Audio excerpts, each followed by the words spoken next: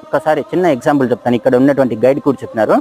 So ఒక కొండ కనిపిస్తుంది కదా, ఒక కొండ నుంచి ఇంకో కొండకి ఇట్లా ఈ కొండ మీద ఇట్లా కాలు పెట్టి ఇంకో కొండ పైన ఇట్లా కాలు పెట్టి, ఇప్పుడు తాటి చెట్లు ఉంటాయి చూడండి, తాటి చెట్లని ఇలాగ పుల్లలాగా వేప పుల్లలాగా అట్లా వించి పొద్దున్న లేసి ఇట్లా పళ్ళు తోముకునేవాడంట.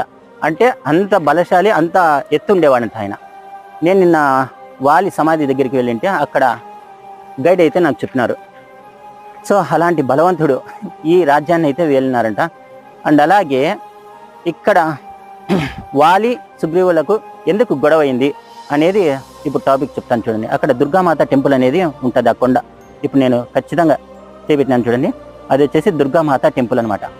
సో అక్కడ స్వామి అమ్మవారు వచ్చేసి 5000 సంవత్సరాల నుంచి, అంటే దాదాపుగా త్రేతాయుగం నుంచి అక్కడ వెలిసినట్లుగా చెప్తారు. అక్కడే ఒక పుట్ట కూడా ఉంది. ఆ పుట్ట కూడా అప్పటి కాలంలోదే. ఇక మాయావి రాక్షసుడు అనే అతను ఇక్కడ కిష్కింధ